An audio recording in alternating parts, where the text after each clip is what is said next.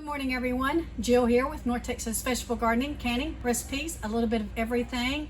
Today's going to be a busy day, but I want to talk to you about what do you have in your bank, your seed bank. It's getting serious. Stay tuned. Wow, what a year it's been so far. It looks like we're picking right back up where 2020 left off, and I'm going to tell you why I say that. I went online yesterday to see if I could pick up some seeds from my favorite seed source, which is rareseeds.com, also known as Baker Heirloom, and they are shut down, and they have been shut down from the 15th, and they're going to stay shut down until the 20th. It says to restock their inventories. Guys, this is following suit with what we were looking at last year. I don't think we recognized it in January yet, but we surely did starting probably the 1st of March when a lot of this mess started to happen. So I'm thankful that there seems to be a lot of people out there starting to grow their own food. I think it's a very wise and a very smart decision.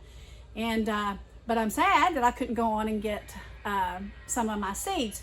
But I'm going to show you my seed bank and show you what I'll be growing this spring and this summer and this fall. I did see another company, and they've been advertising on some of the social platforms. And they were called Texas Tested Seeds.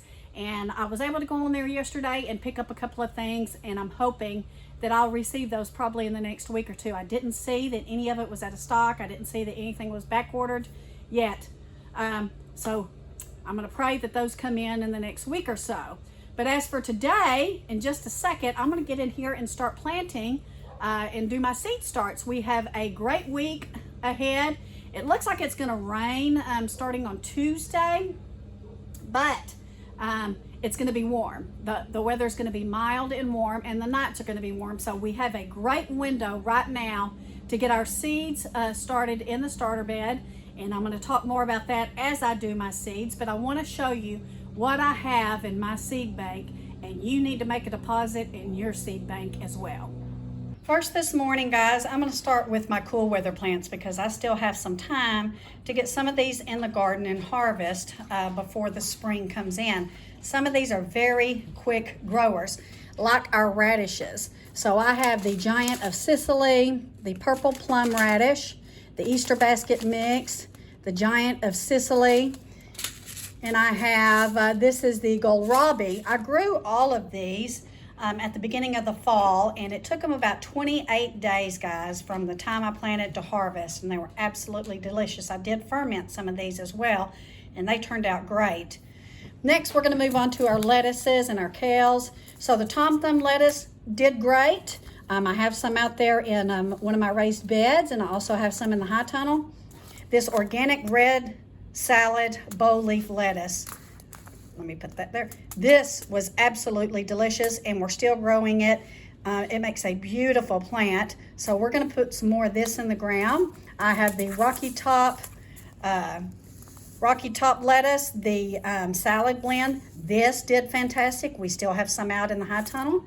We have the black seeded lettuce, Simpson lettuce. We have the Jericho romaine lettuce. More of the Rocky Top. And then for my spinaches, I have the Bloomsdale long-standing spinach here. And then I have a very large bag that has done very well while I'm trying to keep them safe. I have been able to constantly plant this, and it is coming up.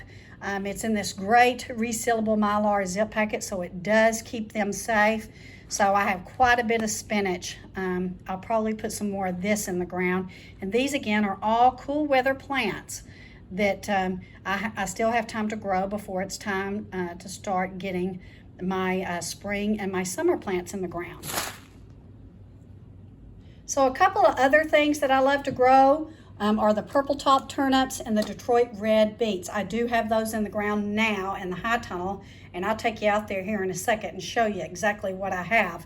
Also the Waltham broccoli, that has done very well for us in the high tunnel. I sure wished I would have planted more, and I might still try to go ahead and get some in the ground of this because it was absolutely delicious. I still have a large stalk out there. We have been enjoying this for a couple of weeks now. And then we have our dwarf blue curled Scotch kale. This did fantastic. And guys, this came from the Four Patriots survival seed. This, I've planted it several times and it has germinated and grown every single time. So a couple of things I'm going to put in raised beds today are my carrots. I'm going to go ahead and put some more of the Nantes Scarlet. I don't know that I'm going to do these yet. I don't know how to pronounce that I'm not even going to try. Anyway, so I'm probably going to do some of the Nantes Scarlet carrots. Those did very well for me on my raised bed. And I can go ahead and get these in the ground and be able to harvest them probably sometime in April or May. But we do love our carrots. They are great for canning. Lots of vitamins and minerals. So these will go directly in the ground in the raised beds today. Another thing I want to try to plant today is some more of the Brunswick cabbage. I do have some growing out there. We love cabbage.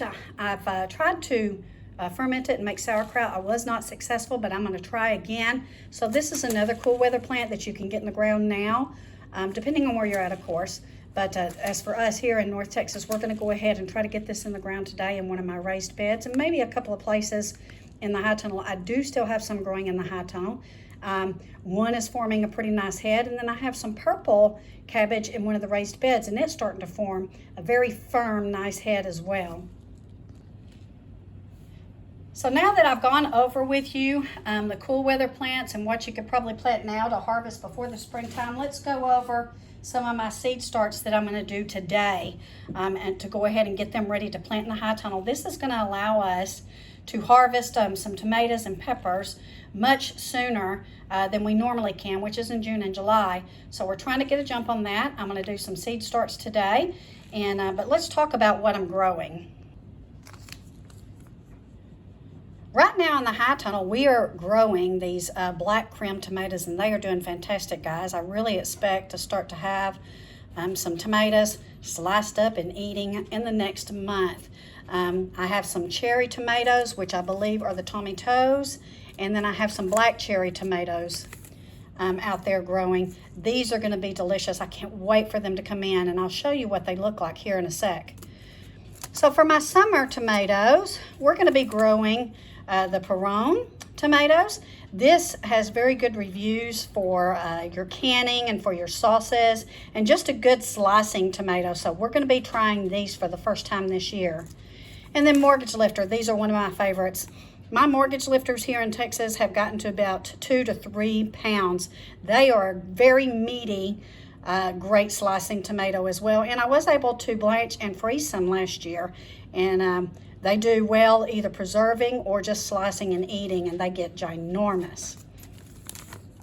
So let's keep going on. I have some of the Cherokee purples, the Isis candy cherry, and these are all cool weather tomato plants. So I did go ahead and get extras because, guys, I'll start these right back up in the fall and try to grow through the winter. If you've been following me, you've seen that in our high tunnel, the tomato bushes are doing great. And if you've not been following me, hang tight. I'm going to show you here in a minute. Here's more of the mortgage lifters, more of the Perron, the Rutgers. We're going to go ahead and try some of these as well. And then the Roma tomato. We're going to go ahead and shoot for some Roma tomatoes. These seem to do very well in hot weather, and of course we're in Texas. So these are also great canning tomatoes and sauce making tomatoes. So that's our tomatoes that we're gonna grow this year, and these seeds are gonna get started today. So let's talk about my beans, my bush beans and my green beans. So I have the Canteri beans. These guys did fantastic last year. It was the first time I grew them, and they were a very high yield. The plants produced tons of green beans, and they produced pretty much all through the summer, which my Blue Lake bush normally poops out. So I'm excited to grow these again this year. I grew these in a raised bed. I did not plant the whole bed. It was about a 4 foot by 8 foot bed, and I think I only planted half of it. I got 11 pints. I was able to can 11 pints of green beans just out of that spot. We're going to go ahead and try the Kalima. Here's more of the Canteri, and we have some of the Roma beans. So we're going to be growing a variety of green beans this year, and we're going to see what does best in the high tunnel. We're also going to see what does best outside, because we still have a very large area outside the high tunnel that we're going to be planting when it starts to warm up.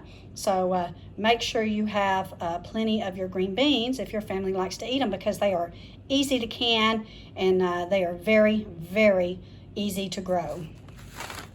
Let's talk about our cucumbers.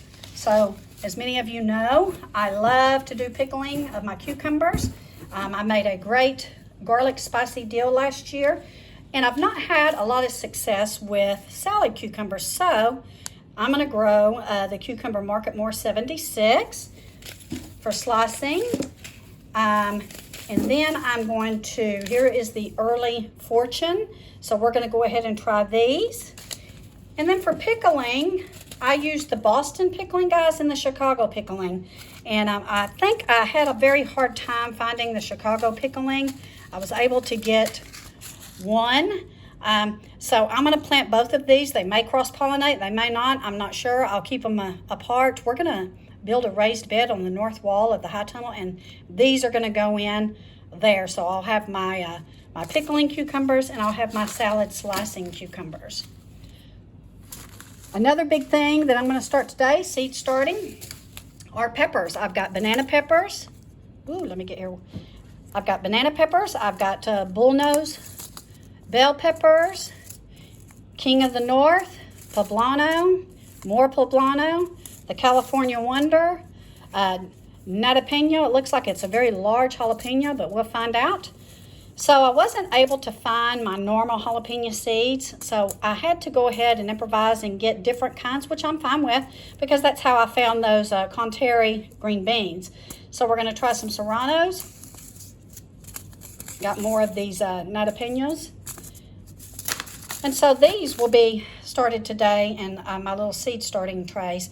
Peppers are hard kind of to germinate, especially this time of year, because they like a very warm soil. So my husband built me a seed starting tray out in the high tunnel, and we're going to talk more about that here in a second. So as you all know, squash and zucchini are some of my favorite things to grow here in the summer. These are very easy plants to grow as well, but you can see I'm a little low on my zucchini, and I could not find any yesterday on either the Texas Trusted Seed site, and certainly not Baker Heirloom, so I'm going to keep my eyes out for these. I do have some that I saved from my last year's harvest, but I always like to keep new packs on hand just in case mine do not germinate.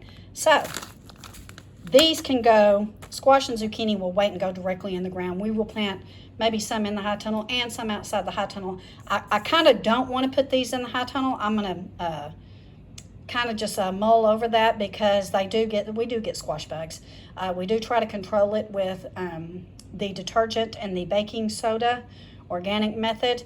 But this year, guys, I may have to resort maybe to some of the other chemical like 7 spray to try to control the squash bugs. I really feel like this year it's very important that we keep the bugs off our plants. I'm very adamant about making sure that my harvest is very strong this year, more than ever. So let's talk about some corn. My husband and I tried to grow corn a couple of years ago, and we did get a couple of ears off of it, but I got to tell you, I didn't try too hard. This year I'm going to try very hard. We have a back acre, and my husband has tilled it up a couple of times, and so we're getting it ready, and we're going to try to grow our own corn this year. This is great for canning and freezing, so I'm excited to show y'all our experience with our corn. We will not be putting this in the high tunnel because it will take up too much room, and we want to save that room for other vegetables.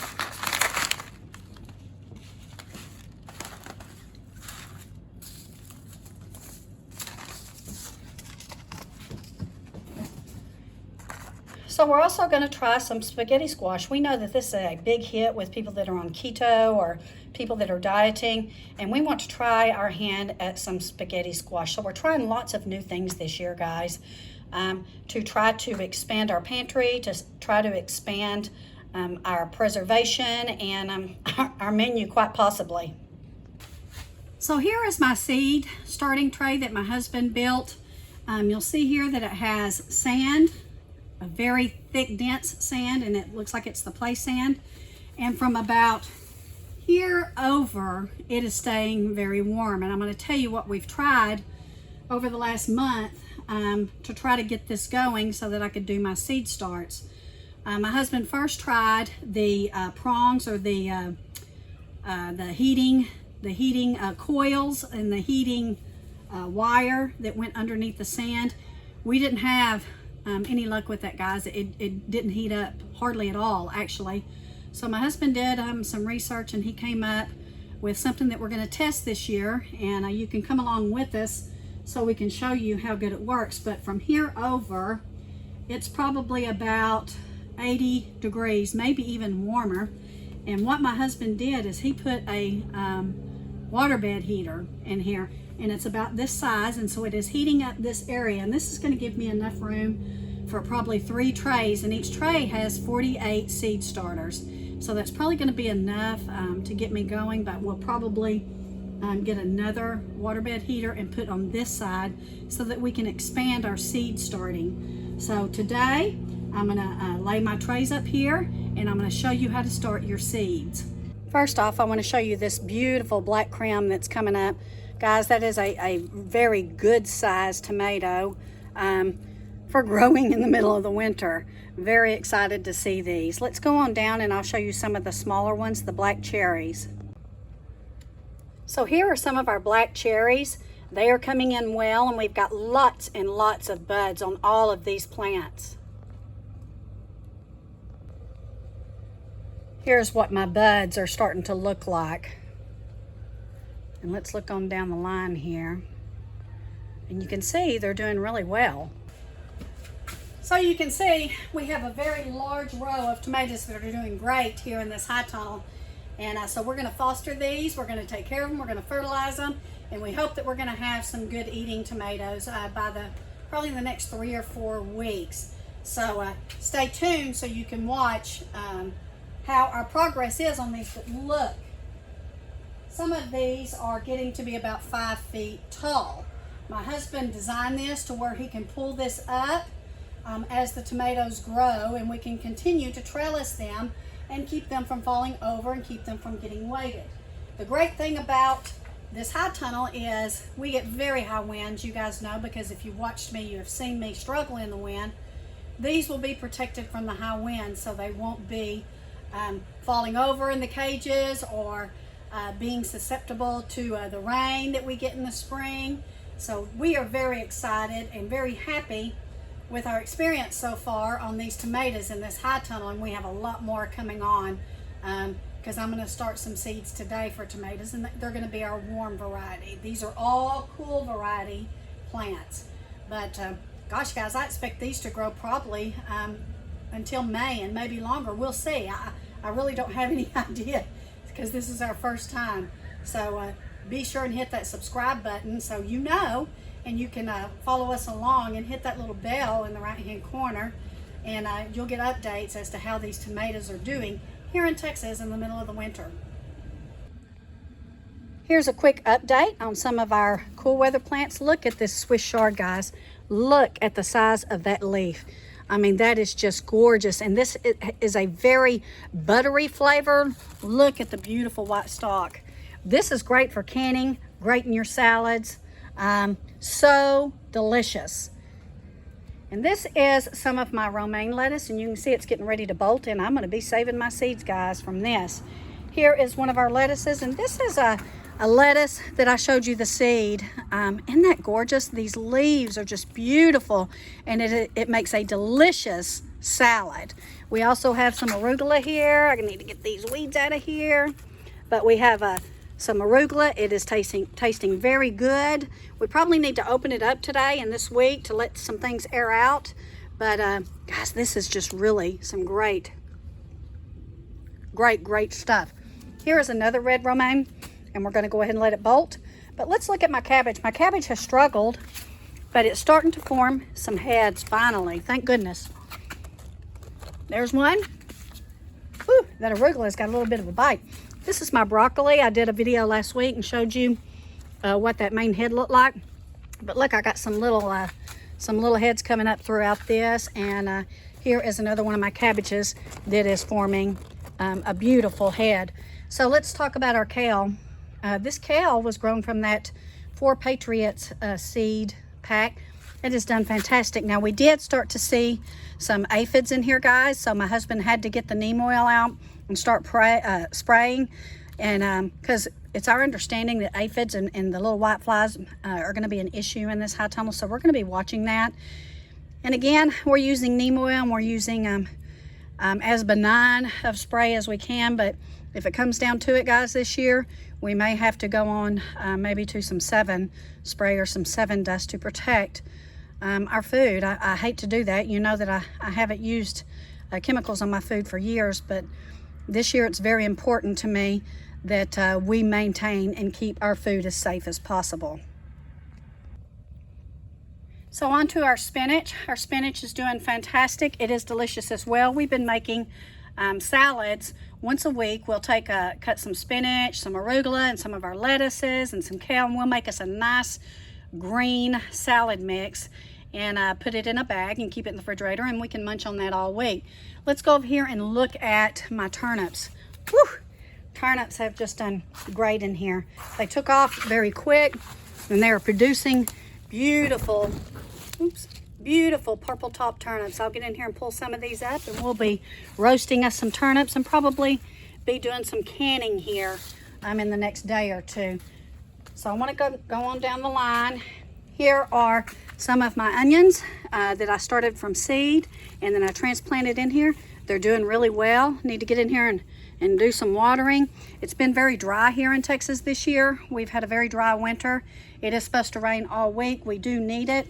Gosh, look at those turnips right there. But you know, the rain doesn't get in here, so we have to water by hand, and then my husband has an irrigation system set up. So the bush bean test is coming along. They're looking a little lethargic again, so I probably need to go ahead and do some fertilization to keep them going. But let's look at my squash. Looky here, I've got a squash plant going on, and it's looking pretty good, guys, and it very well may produce some squash. Now, I can hand pollinate this, but we do catch bees. We see bees out here, and we catch it and throw them in here, but we can also hand pollinate much of these plants in here. So on the north side of the garden, we planted beets. Beets are a superfood, guys. They're extremely good for you. They're good for your blood. They're good for your kidneys. They're good for your liver. So this is probably the best looking beets I've had in a long time. I did grow some last year. It got really hot really quick, and so I didn't get very many, but I was able to can, I think, 4 or 5 quarts. So this year, I expect that I'm going to have a lot more. You can see they're doing really well. Can't forget my bell peppers. They are doing really great in here. Not doing as good as I'd hoped, but they're still producing. You can see I have several nice size pepper plants on this one bush. My jalapenos are doing really good. You can see they're coming in. My husband did have to spray some neem oil on these as well because the aphids were trying to travel over to our pepper plants. Isn't that beautiful? And then these are the ones that he's trying to do the wicking method. So we're still struggling with this. He's going to keep on, and we're going to see exactly what we can do. But you can see we're starting to get some little buds on here. We are bumping almost 80 degrees in here, guys. It's about probably 45 degrees outside for now, but it's getting 80 degrees. We'll have to open up the vents today and let this place air out and get some good fresh air on our plants. Okay, so we got lots of work to do today. This is the first part of my video. Part 2 is coming up shortly, so you want to stay tuned and look for it, because I'm going to show you how to start your seeds for your spring planting. Lots going on today. Thank you for watching. Be sure and hit that subscribe button so you'll know what's going on, guys, and hit that like button if you like this video, and hit that little bell up in the right hand corner so that you know when we post a new video, and so you'll have updates and what's going on here at North Texas Vegetable Gardening.